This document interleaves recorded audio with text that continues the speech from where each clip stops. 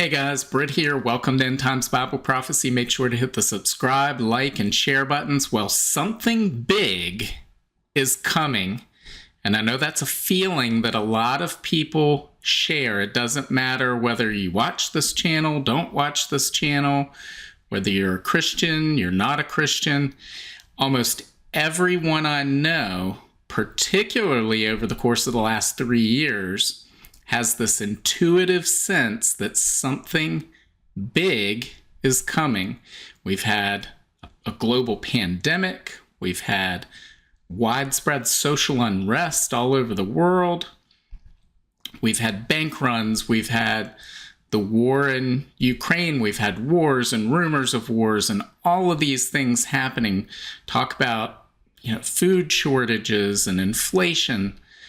All of these epic problems on a global basis, and everyone seems to have this foreboding sense that there is something else. What's the next shoe that's going to drop? What's the next big thing that's going to happen? And again, whether you watch this channel or not, people tend to have that same sense that something big is going to happen. And I'm here to tell you that something big is going to happen. Absolutely sure about it. And there's a reason we're seeing these things occur and why people have this intuitive sense. And it's because that something big that is going to happen is the second coming of Jesus Christ. Make no doubt about it, guys. All of the things that we're seeing on a global scale, all of these events that are transpiring, the sense that people have that something is different than it was just a few years ago, and it's not going to get any better. All of that is the result of us getting closer and closer to that moment of the second coming of Jesus Christ. Now, that's not my opinion. Let's look at what Jesus says. This right here. This is from Matthew 24, verses 6 through 8. In this passage, Jesus is approached by his followers and they say, "What are the signs of your coming and the end of the age and the establishment of your kingdom?" So what they're talking about here, it's not the rapture. They're talking about the tribulation period and the coming of Jesus at the end of that to set up his kingdom. The rapture is something completely different. But Jesus answers them and he says, "And you will hear of wars and threats of wars, but don't panic. Yes, these things must take place, but the end won't follow immediately. Nation will go to war against nation, and kingdom against kingdom. There will be famines and earthquakes in many parts of the world, but all this is only the first of the birth pains, with more to come." Guys, and that's the key phrase right there, is birth pains. What we have been experiencing and what people are waiting for is the next big birth pain, because we are in the midst of those birth pains right now. I personally believe they started with World War I, that's what he's referencing in this passage. And what do birth pains do? Well, birth pains increase in frequency and intensity as they get closer and closer to the birth.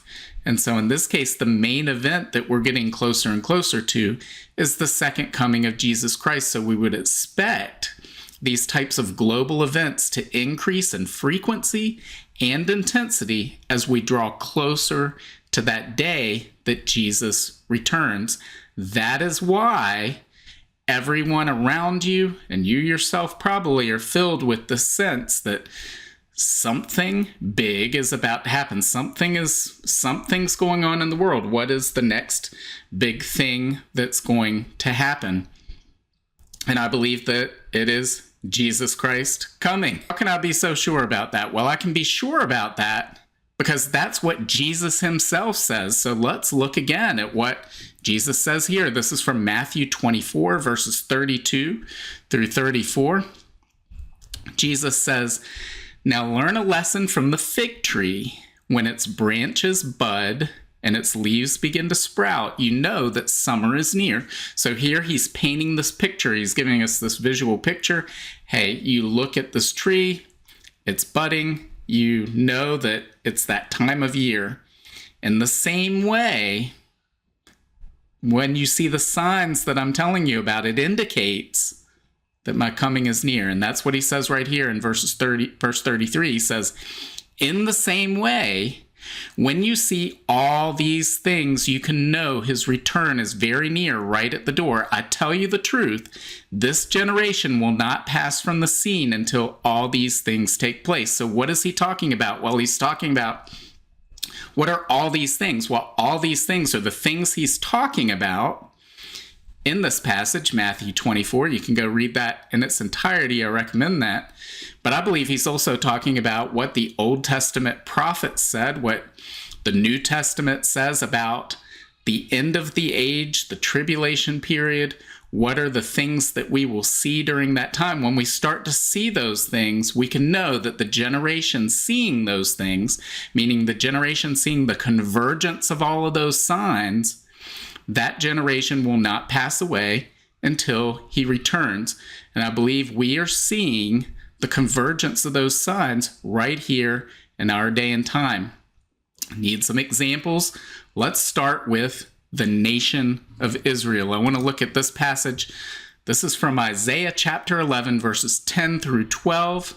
Here Isaiah says, in that day, the heir to David's throne will be a banner of salvation to all the world. He's talking about Jesus here. It says, the nations will rally to him, and the land where he lives will be a glorious place. So again, when the disciples came and said, what is the sign of the end of the age and the establishment of your kingdom? They were pointing to this right here. This moment when Jesus is on the throne and all the nations rally around him. It says, in that day, the Lord will reach out his hand a second time to bring back the remnant of his people, those who remain in Assyria and northern Egypt and southern Egypt, Ethiopia and Elam and Babylonia, Hamath, and all the distant coastlands. He will raise a flag among the nations and assemble the exiles of Israel. He will gather the scattered people of Judah from the ends of the earth. So before we see Jesus reigning from his throne in Jerusalem, he will gather all the exiled people back into the land of Israel once again. And guys, we have witnessed that. Jesus said that would happen in that same passage we were looking at. He said that, well, Jerusalem would be surrounded by armies. Jerusalem would be destroyed. The Jewish people would be carried off to serve as slaves in the farthest corners of the Roman Empire. All that happened in the year 70. We saw that fulfilled. Yet the Jewish people retained their distinct cultural, religious, ethnic identity through years, centuries and centuries of persecution. And then they were brought back into the land just as God promised. And that's an indication, that's a sign, one of the signs Jesus said to look for. It's one of those, all of those things he was talking about was Israel back in the land, because the things Jesus was talking about, he said after that, well, then there's going to be this end time tribulation period. And he was talking about Israel and things happening in Israel, which means he expected the Jewish people back in the land of Israel. So no doubt about it, this is a major sign that we see the nation of Israel in existence today, guys. And before, most people would say, well, it's always been there. It's been there my whole lifetime. But I want to point out that, guys, for 1,878 years of Christianity, from the year 70 to the year 1948, no Christian could point to that sign. That's over 93% of all of Christian history. There was no nation of Israel, yet today there is. That's significant.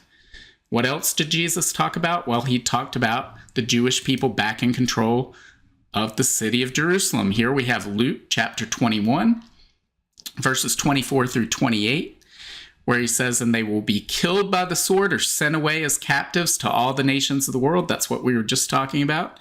And he says, and Jerusalem will be trampled down by the Gentiles, meaning non-Jewish people, until the period of the Gentiles comes to an end. So he's saying Jerusalem will be conquered. Non-Jewish people will rule over it until a time comes when they no longer do, and the Jewish people are back in control of Jerusalem again. And he says, and then there will be strange signs in the sun, moon, and stars, and here on earth the nations will be in turmoil, perplexed by the roaring seas and strange tides. People will be terrified at what they see coming upon the earth, for the powers in the heavens will be shaken. Then everyone will see the Son of Man coming on a cloud with power and great glory. So he's referencing the book of Daniel, but he's referencing his return at the end of the tribulation, the end of the age, the very thing that he was asked about by his followers in Matthew 24, in this case, Luke 21, Mark 13. And then he says here, he says, so when all these things begin to happen, stand and look up, for your salvation is near. Now, I want to point out, he doesn't say, when you see every single one of these things happen, because if we wait for every single one of those things, well, then we're waiting to see the Son of Man coming on a cloud with power and great glory. And, well, by then it's pretty self-evident that Jesus is coming back, that your salvation draws near. No, he said when all these things begin to happen. Very subjective as to when that is, but again, we see the Jewish people back in the nation of Israel, back in the land of Israel. We see the Jewish people in control of the city of Jerusalem. Again, that's a sign. So following the 1967 Six-Day War, they came back into possession of that land for the first time in 1,897 years. So again, 1,897 years of Christianity, no one could point to that sign. Didn't exist. The Jewish people were not in control of Jerusalem.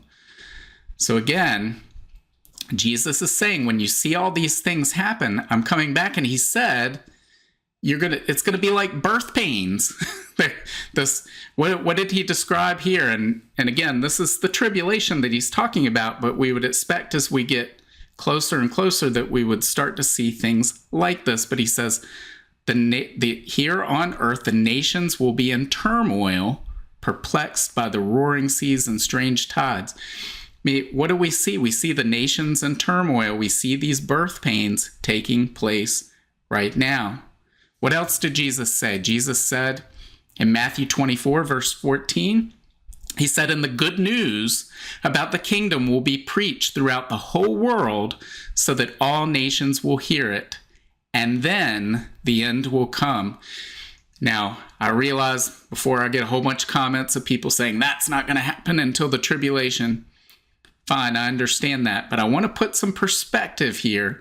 When this passage, when Jesus spoke these words, we had a Jewish carpenter in the land of Israel, this sort of forgotten about, troublesome province on the farthest corner of the Roman Empire.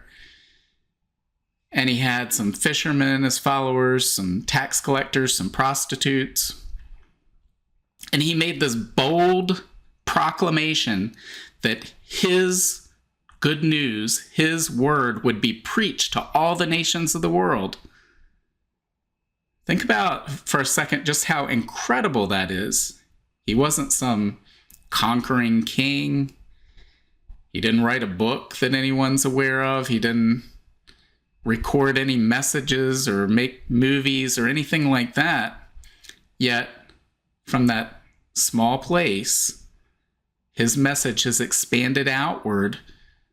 And again, for 1,500 years, the gospel was pretty much confined to the area of the Mediterranean Sea. But today, we see the gospel being preached all over the world. We have missionaries in every nation in the world. We have the gospel being preached 24/7.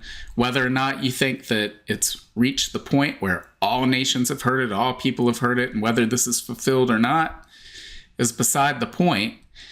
If we're not there, we're 99.9% there. We've gone from dozens or hundreds of people in Israel to all the nations of the world having the gospel being preached in them. That is absolutely incredible. It's a sign, and it's one of the signs that Jesus said, when you begin to see all these things, it's a converging sign. Guys, there are so many others. We read Revelation chapter 11, we read about the two witnesses are killed and their bodies lie in the streets of Jerusalem, and the whole world, it says, looks upon their bodies over a 3-day period. How is that possible? How could the entire world be in Jerusalem to look upon those bodies? The entire world. And how could 2,000 years ago they have even conceived of such a thing? But today we have cameras, we have television, people have mobile phones. We can very much see how the entire world could look upon a single place in the world, how that could be fulfilled through technology. So we live in a day and an age where we could see that fulfilled outside of the supernatural for the first time. No other generation could point to that. What about Revelation 13 that tells us that the Antichrist and the false prophet will institute this mark of the beast system, and that everyone will be forced to take this mark of the beast mark on their right hand or on their forehead, and without it, they can't buy or sell? How could such a system be implemented just a generation ago? But today, we could see how such a system could be put in place and how it could be enforced through the use of technology. What about all of the lawlessness we see, the violence we see? What about the scoffers we see? That's a big one, a big sign. 2 Peter chapter 3, verses 3 through 4, Peter says, most importantly, I want to remind you that in the last days, scoffers will come, mocking the truth and following their own desires. They will say, what happened to the promise that Jesus is coming again? From before the times of our ancestors, everything has remained the same since the world was first created. And guys, we hear that today. I know you've heard it, I've heard it, but it's absolutely false, because things are not the same today as they have always been. They are markedly different, as we just said. For 93% plus percentage of Christian history, there was no nation of Israel. There was no Jewish control of Jerusalem. For a lot of that, large percentage of that Christian history, the gospel was not being preached in the nations of the world. Early on, they didn't even know entire continents existed. And so we're seeing these things happen. What about Ezekiel 38 and 39, this Gog of Magog alliance that was prophesied for the last days? And yet we're seeing it form today in our news headlines for the first time in human history. Is all this coincidence? No, it's not coincidence. It's convergence. We're seeing the convergence of these signs Jesus said to look for. And he said those signs will appear like birth pains. They will increase in frequency and intensity as we draw closer and closer to the time of his return. So what you're experiencing, this intuitive sense that something big is about to happen, that's not betraying you. That's your heart, your spirit telling you Jesus is coming back, guys. Jesus is coming back. He could return at any moment, and we need to be ordering our lives and preparing our lives for that moment. It starts by making sure that you have a good relationship with Jesus Christ, who died on the cross for our sins, that you have accepted that free gift that he gives, that covers our sin, that reconciles us with God so that we can have eternal peace in heaven with God. Jesus did that. You need to make sure that you accept that gift. He gives us free will. We can reject that gift, but if you reject that free gift, Well, then the wages of sin is death. It's eternal separation with God. And hell is the ultimate destination. That's not where any of us want to go. Fortunately, there is a way. It is Jesus. Jesus said, I am the way, the truth, and the life. No one comes to the Father except through me. Guys, Jesus is the way. Make sure that you have a firm hold of Jesus, because, guys, something big is coming, and that big thing that is coming is the second coming of Jesus Christ.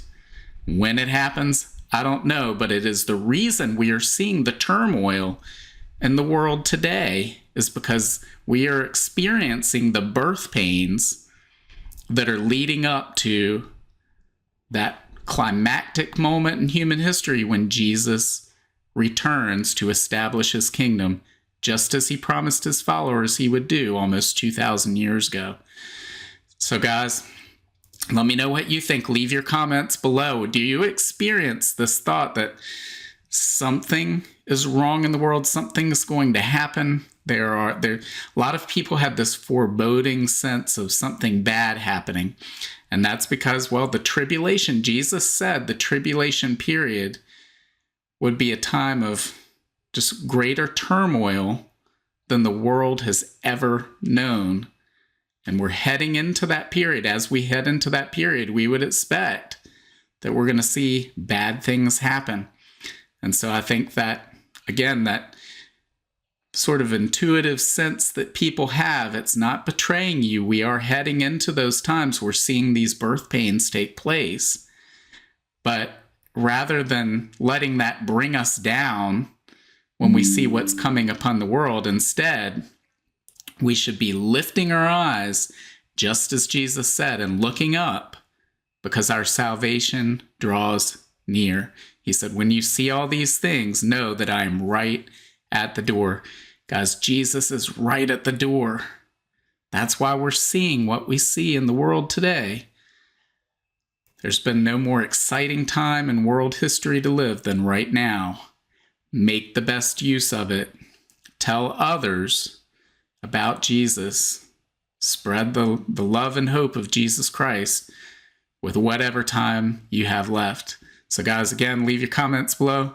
Make sure to hit the like, share, and subscribe buttons. When you do that, more and more people see this video and may hear about the love and hope of Jesus Christ. So leave your comments, and God willing, I will see you on Friday.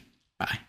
If you want to learn more about the end times and Bible prophecy, make sure to sign up for my free monthly newsletter and get your copy of my free ebook, 7 Signs of the End Times. Just follow the link in the description to get your free book. Also, make sure to check out all of my books. Just look up Britt on Amazon, Barnes & Noble, Apple iBooks, Google Books, Kobo, or anywhere books are sold. Thanks for watching today, and until next time, keep your eyes fixed on Jesus, the author and perfecter of our faith.